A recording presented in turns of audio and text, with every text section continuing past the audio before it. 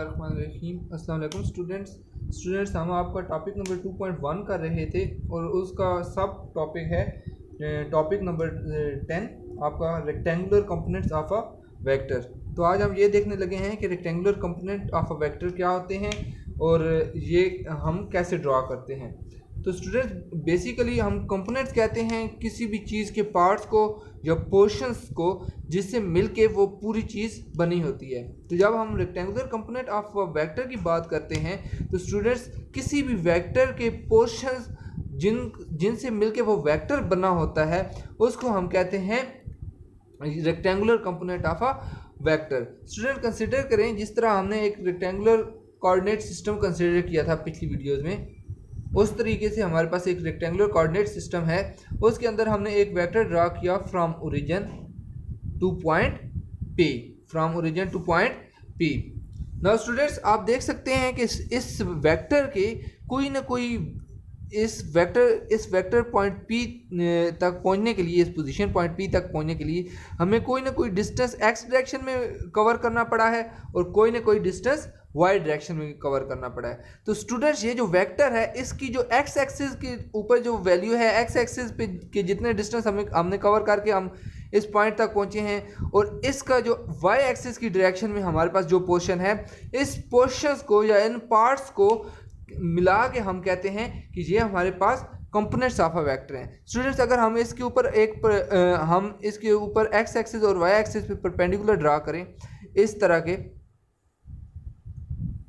तो स्टूडेंट्स आप देख सकते हैं कि ये हमारे पास जो वेक्टर है, इस वेक्टर को लेट्स सपोज हम डी वेक्टर कह देते हैं कि हमारे जो वेक्टर डी है उसको हमने दो पोर्शंस के अंदर डिवाइड कर दिया है। स्टूडेंट्स इस पॉइंट को लेट्स से हम n कह देते हैं, इस पॉइंट को हम कह देते हैं m, कि हमने एक वेक्टर को दो पोर्शंस में डिवाइड कर दिया। OP को हमने कौन से दो पोर्शंस में डिवाइड किया?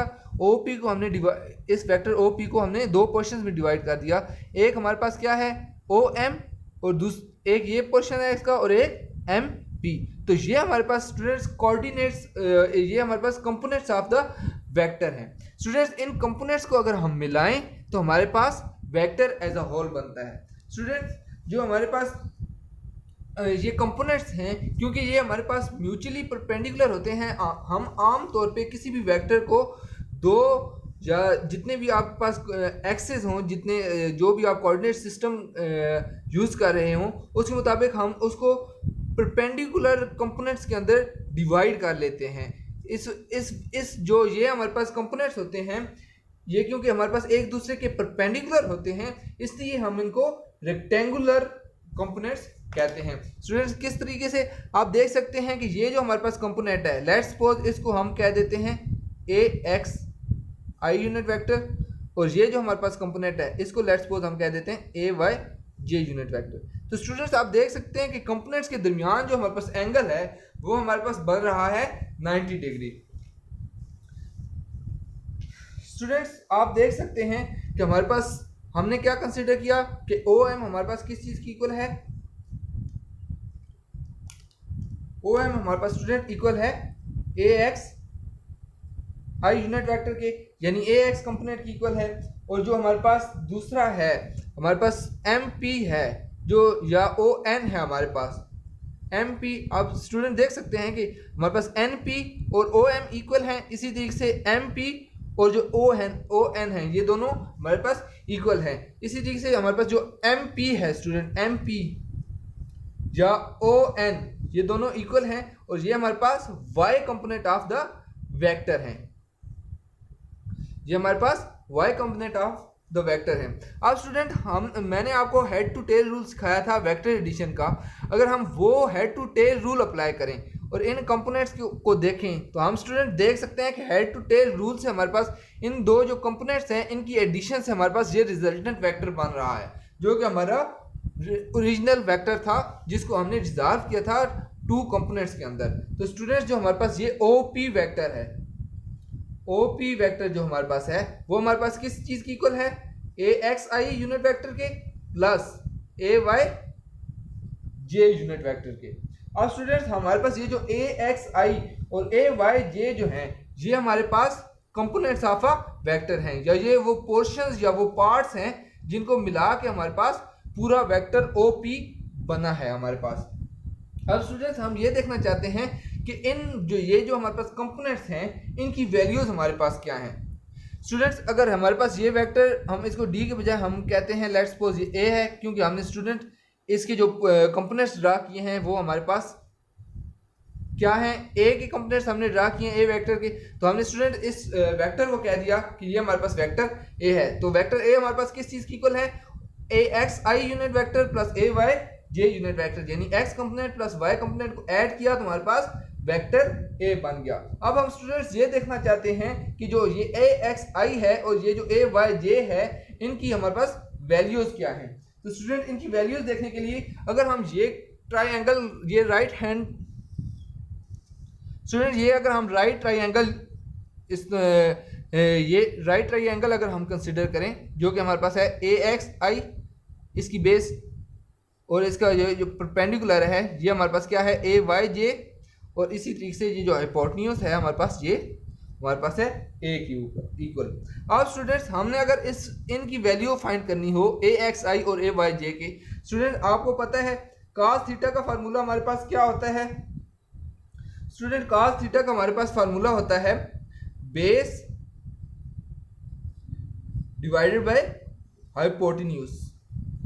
तो स्टूडेंट्स इस राइट ट्राइंगल के अंदर आप देखें कि हमारे पास बेस क्या है AXI यूनिट वेक्टर और जो हमारे पास हाइपोटेन्यूज है वो A वेक्टर है। तो स्टूडेंट्स अगर इसमें से हमने AXI की वैल्यू निकालनी हो तो हम किस तरीके से निकाल सकते हैं, AXI इधर ही रख लेंगे स्टूडेंट्स, और A वेक्टर जो है हमारे पास ये हम मल्टीप्लाई करेंगे ये हम मल्टीप्लाई करेंगे इस cos थीटा के साथ। तो हमारे पास AXI की वैल्यू क्या आ जाएगी, A जो वेक्टर A का मैग्नीट्यूड है वो लिया हमने स्टूडेंट, हमने इधर सिर्फ मैग्नीट्यूड्स कंसीडर किए हैं। तो A का जो मैग्नीट्यूड है वो multiply by cos of theta, और थीटा हमारे पास कौन सा है स्टूडेंट्स, थीटा हमारे पास ये एंगल है। इसी तरीके से स्टूडेंट्स आपको पता है साइन थीटा हमारे पास क्या होता है, साइन थीटा हमारे पास होता है students perpendicular divided by hypotenuse. तो स्टूडेंट्स इस केस में हमारे पास परपेंडिकुलर क्या है AYJ और हाइपोटेन्यूज क्या है A वेक्टर। तो स्टूडेंट्स इसमें से अगर AYJ की हमने वैल्यू निकालनी हो या AY की वैल्यू निकालनी हो, क्योंकि हम सिर्फ स्टूडेंट्स इधर मैग्नीट्यूड्स कंसीडर कर रहे हैं, तो स्टूडेंट्स हम ये यूनिट वेक्टर रिमूव कर देंगे, AX और AY कंसीडर करेंगे स्टूडेंट्स यहाँ पे हम सिर्फ। तो अगर AY की जो वैल्यू है वो निकालनी हो तो A साइन ऑफ थीटा हमारे पास वैल्यू आ जाएगी। इस तरीके से स्टूडेंट्स ये हमारे पास रेक्टेंगुलर कंपोनेंट्स थे। अब स्टूडेंट हम आपकी अगली हेडिंग की तरफ चलते हैं जो कि हमारे पास है स्टूडेंट्स, आई होप आपको रेक्टेंगुलर कंपोनेंट्स समझ आ गए होंगे कि कंपोनेंट्स क्या होते हैं। कंपोनेंट्स स्टूडेंट्स हमारे पास पोर्शंस ऑफ अ वेक्टर या पार्ट्स ऑफ अ वेक्टर होते हैं जिनसे मिलकर हमारे पास वेक्टर बना होता है, और इनको रेक्टेंगुलर कंपोनेंट्स इसलिए कहते हैं क्योंकि ये आपस में म्यूचुअली परपेंडिकुलर होते हैं, तो इसलिए हम इनको रेक्टेंगुलर कंपोनेंट्स कहते हैं। स्टूडेंट्स आपकी जो 11th हेडिंग है वो है determination of a vector from its rectangular component, from its rectangular components. कि स्टूडेंट्स आपके पास रेक्टेंगुलर कंपोनेंट गिवन है, उनसे क्या आप वेक्टर बता सकते हैं कि आपके पास वेक्टर क्या होगा या नहीं बता सकते। तो स्टूडेंट्स हम बिल्कुल बता सकते हैं। देखते हैं स्टूडेंट्स हम कैसे बता सकते हैं इसको। स्टूडेंट्स आप अगर कंसिडर करें ट्राइंगल जो आपके पास है OMP, वही ट्राइंगल जो स्टूडेंट्स हमने आगे कंसिडर की थी। ये ट्राइंगल स्टूडेंट्स आप कंसिडर करें OMP। इसके अंदर स्टूडेंट्स अब हमारे पास अगर हम इसके ऊपर पाइथागोरस थ्योरम लगाएं, पाइथागोरस थ्योरम, अगर हम इसके ऊपर स्टूडेंट्स पाइथागोरस थ्योरम लगाएं तो हमारे पास क्या होगा स्टूडेंट्स, हमारे पास आप देख सकते हैं पाइथागोरस थ्योरम क्या होता है। हमारे पास hypotenuse square is equal to base square plus perpendicular square, base square plus perpendicular square. Students इधर हमारे पास बेस क्या है AX, परपेंडिकुलर क्या है AY और हाइपोटेन्यूज क्या है A।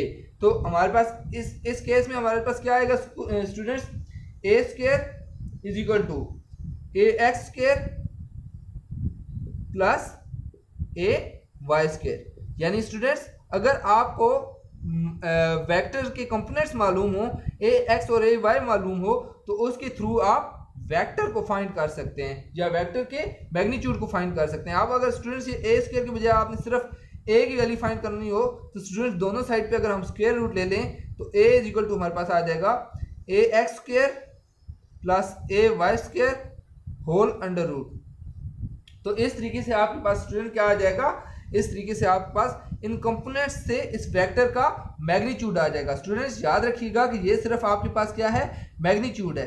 अब स्टूडेंट्स हम देखते हैं कि इस वेक्टर की डायरेक्शन अगर हमने कंपोनेंट से फाइंड करनी हो तो वो हम कैसे करते हैं। स्टूडेंट्स आपको पता है कि tan थीटा किस चीज की इक्वल होता है स्टूडेंट्स, tan थीटा हमारे पास किस चीज की इक्वल होता है स्टूडेंट्स, tan थीटा आपके पास होता है perpendicular over base.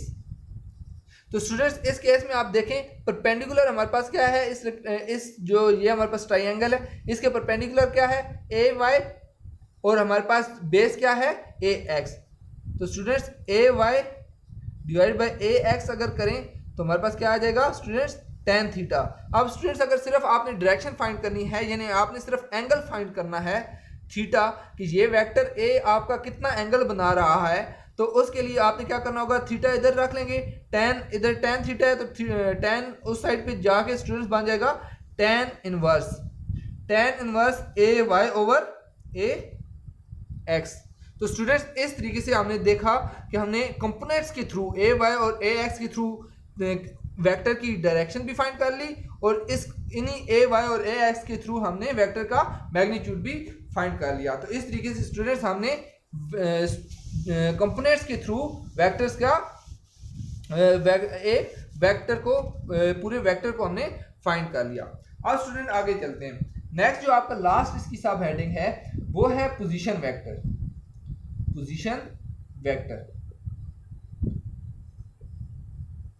Student position vector क्या होता है, किसी भी पॉइंट की लोकेशन अगर हमने बतानी हो, जैसे फॉर एग्जांपल ये पॉइंट P है स्टूडेंट्स, इसकी जो वेक्टर हमें फ्रॉम इट्स ओरिजिन इस पॉइंट P की लोकेशन को डिस्क्राइब करता है उसको हम कहते हैं पोजीशन वेक्टर। या इस पॉइंट P की पोजीशन को जो वेक्टर डिस्क्राइब करता है विद रिस्पेक्ट टू ओरिजिन। ये बात याद रखिएगा स्टूडेंट्स कि ओरिजिन के रिस्पेक्ट से हमेशा ये पोजीशन वेक्टर होता है, कि ओरिजिन के रिस्पेक्ट से इस पॉइंट P की पोजीशन क्या है। लेट्स सपोज स्टूडेंट्स इस पॉइंट P की पोजीशन है यहाँ पे A और B। What does this mean students कि PAB क्या है हमारे पास, इसका मतलब क्या है, इसका मतलब ये है स्टूडेंट्स, आसान अल्फाज में अगर एक्सप्लेन करूं तो इसका मतलब ये है कि इस पॉइंट P तक पहुंचने के लिए आपको A यूनिट x एक्सिस पे मूव करना पड़ेगा और B यूनिट आपको y एक्सिस पे मूव करना पड़ेगा। तो स्टूडेंट्स इस पॉइंट P का जो पोजीशन वेक्टर है उसको हम किस तरीके से लिखेंगे, R is equal to AI unit vector plus B J unit vectors.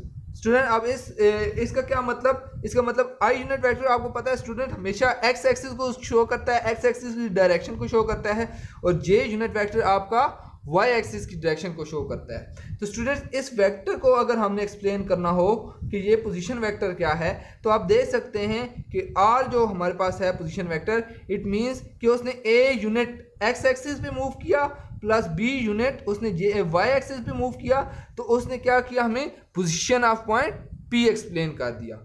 इसी तरीके से स्टूडेंट्स अगर हमने इस वेक्टर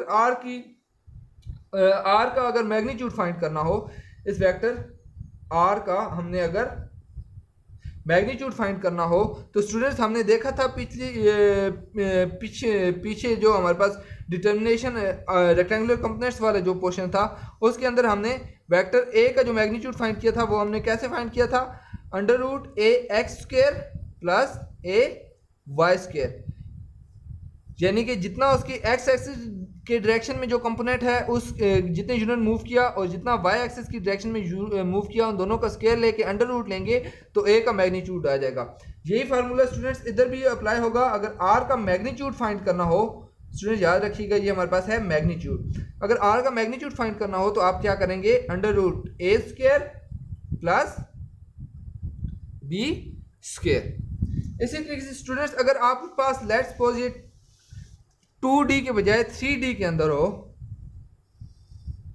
यानी आपके पास x और y के साथ z एक्सिस भी हो, x y और इसके साथ z एक्सिस भी हो, और इसके अंदर आपने कोई स्पेस के अंदर आपने कोई पॉइंट P को एक्सप्लेन करना हो। स्टूडेंट्स ये मैंने पिछली वीडियो के अंदर काफ़ी डिटेल में एक्सप्लेन किया था 3D स्पेस जो थी। तो स्टूडेंट्स इसमें अगर आपने एक्सप्लेन करना हो तो आपको 3 कोऑर्डिनेट्स चाहिए, A, B और C। यानी आपने फॉर एग्जांपल आपके पास ये 3 कोऑर्डिनेट सिस्टम है, एक ये है, लेट्स सपोज ये x है, ये इसके ऊपर y है, और लेट्स सपोज ये z है। और आपने स्टूडेंट्स फॉर एग्जांपल यहाँ पे एक पॉइंट को एक्सप्लेन करना है, इस जगह पे एक पॉइंट है उसको आपने एक्सप्लेन करना है। तो स्टूडेंट उसके लिए क्या है, आपको ए यूनिट इधर मूव करना पड़ेगा, बी यूनिट इधर मूव करना पड़ेगा, और सी यूनिट अपवर्ड मूव करना पड़ेगा, तब आप उस पॉइंट पी तक पहुंचेंगे।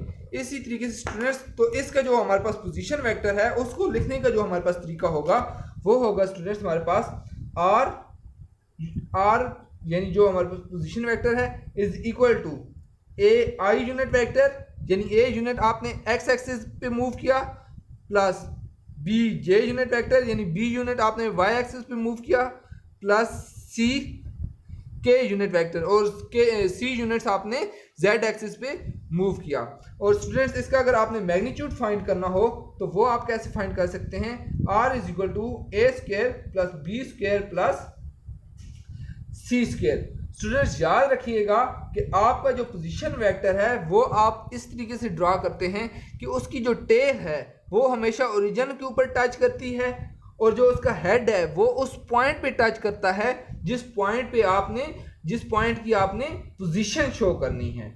और ये जो हमारे पास पोजीशन वेक्टर आर है इसके जो प्रोजेक्शन है एक्स और वाई एक्सिस पे वो हमारे पास क्या है, हमारे पास इस केस में तो हमारे पास स्टूडेंट्स हमने ए वाई और ए एक्स के थ्रू एक्सप्लेन किया था। तो इस एग्जांपल के अंदर मैंने आपको बताया है कि उसने ए यूनिट आपके एक्स एक्सिस पे मूव किया और बी यूनिट आपके वाई एक्सिस पे मूव किया और सी यूनिट उसने आपके जेड एक्सिस पे मूव किया। तो स्टूडेंट आई होप आपको पोजीशन वेक्टर क्लियर हो गया होगा। यहाँ तक अगर स्टूडेंट आपको कोई भी प्रॉब्लम हो तो आप कमेंट्स में पूछ सकते हैं, और नेक्स्ट वीडियो में मिलते हैं आपके नेक्स्ट टॉपिक के साथ जो है vector addition by rectangular components. तो तब तक के लिए स्टूडेंट्स अल्लाह हाफिज़।